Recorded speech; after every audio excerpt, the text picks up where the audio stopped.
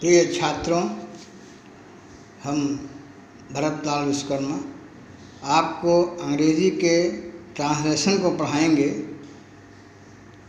क्योंकि आप हिंदी मीडियम विद्यार्थी हैं, इसलिए हिंदी से अंग्रेजी में कैसे अनुवाद किया जाए इसके बारे में बताया जाएगा।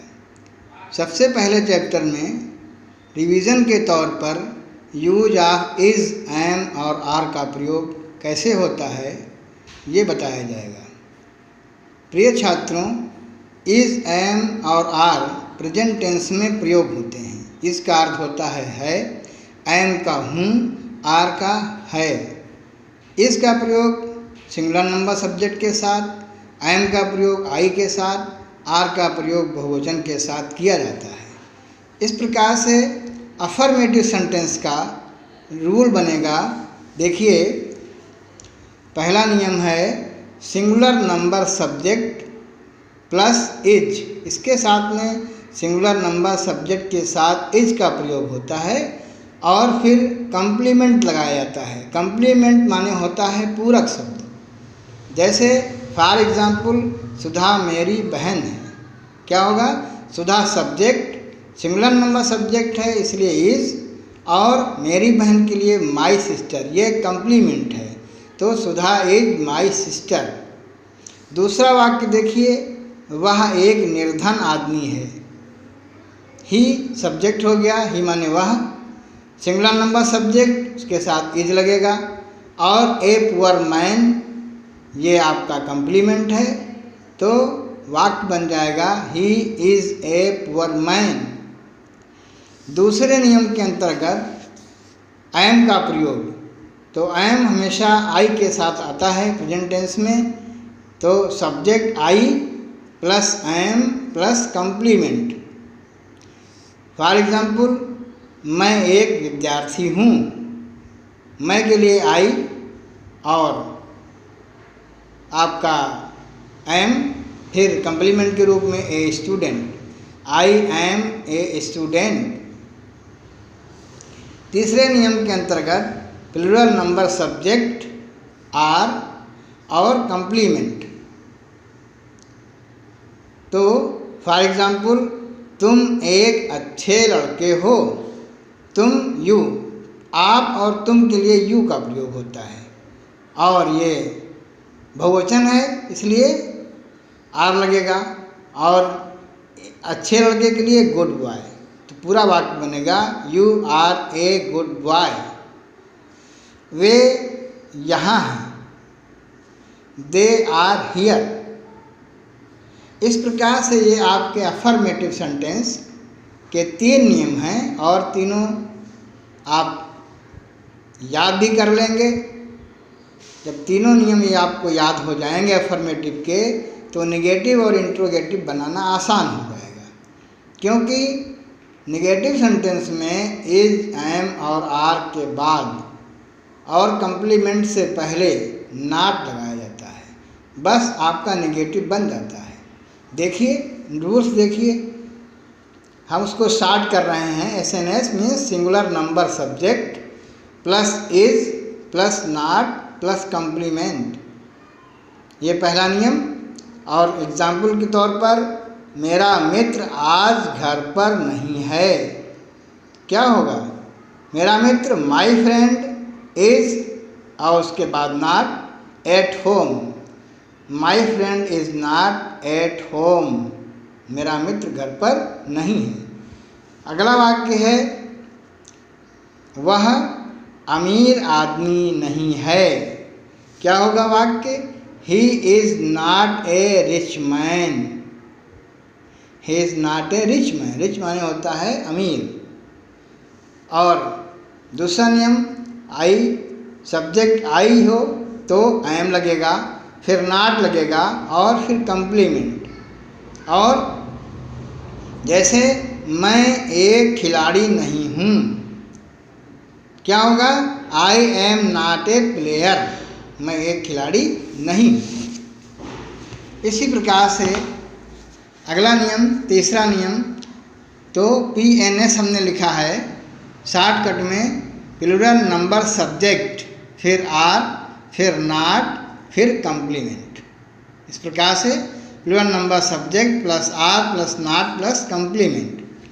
और एग्जाम्पल, वे मैदान में नहीं हैं, क्या होगा? They are not in the field. आप मेरे अच्छे मित्र नहीं हैं, you are not my good friend या फास्ट फ्रेंड, दोनों आप लिख सकते हैं। इस प्रकार से आपका ये नेगेटिव सेंटेंस के नियम 3 हैं और ये फिनिश। अब आप देखें इंट्रोगेटिव सेंटेंसेस मीन्स प्रश्नवाचक वाक्य।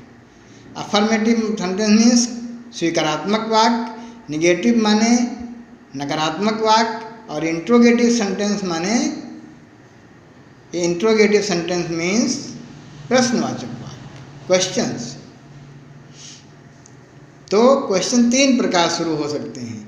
क्या से शुरू हो सकता है? बीच में कोई प्रश्नवाचक शब्द आ सकता है, और इंट्रोगेटिव निगेटिव वाक्य भी हो सकता है, मीन्स क्वेश्चन भी हो और नकारात्मक भी हो। तो आप देखें नियम, इंट्रोगेटिव सेंटेंस का पहला नियम, is plus singular number subject plus complement plus question mark. भाषा कोई भी हो, लेकिन जहाँ पे प्रश्न होता है वहाँ पर आपका क्वेश्चन मार्क लास्ट में ज़रूर लगता है, नहीं तो ये ग्रामेटिकल मिस्टेक मानी जाती है। पंक्चुएशन का भी विशेष ध्यान रखना चाहिए, इसलिए इसमें क्वेश्चन मार्क लगाना अनिवार्य है, चाहे हिंदी का वाक्य हो चाहे अंग्रेजी का वाक्य हो। जैसे, क्या राम एक डॉक्टर है?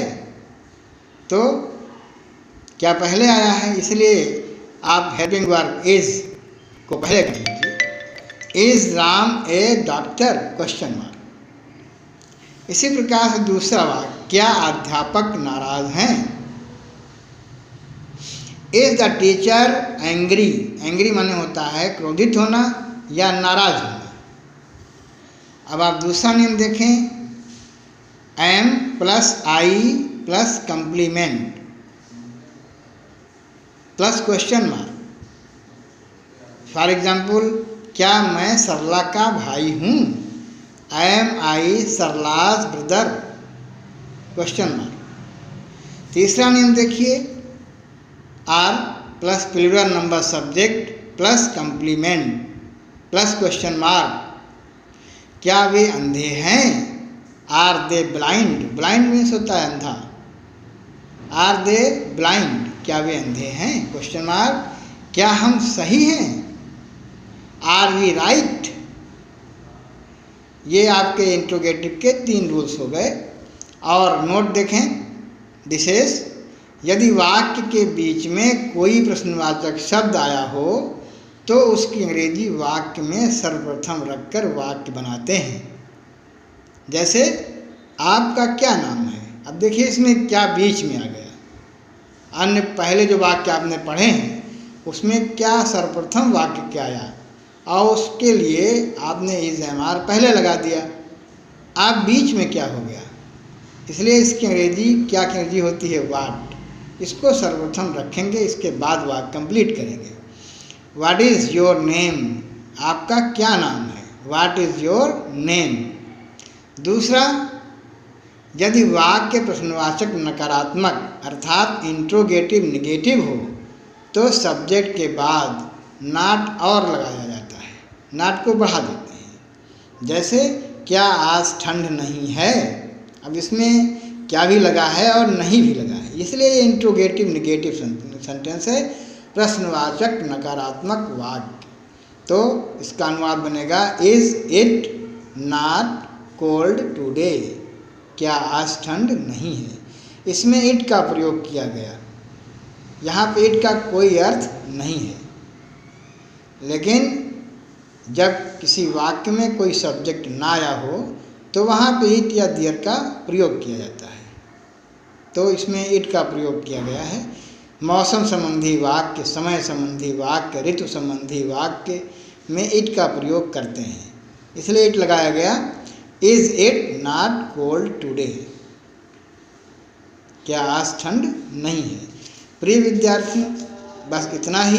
आप इन सभी नियम और एग्जाम्पल्स को अपनी उत्तर पुस्तिका में नोट करें। अब आपको हम होमवर्क दे रहे हैं, होमवर्क को करेंगे और इसके बाद हम इसको मिलान करा देंगे। आप होमवर्क करेंगे। 10 वाक्य हम आपको दे रहे हैं, आप उनका अनुवाद हिंदी में करेंगे और मैं इसका इंग्लिश ट्रांसलेशन आपको भेज दूंगा, आप उसको मिलान कर लेंगे। बस आपका वाक्य सही हो जाएंगे और आप अपनी उत्तर पुस्तिका पर नोट कर लेंगे। धन्यवाद।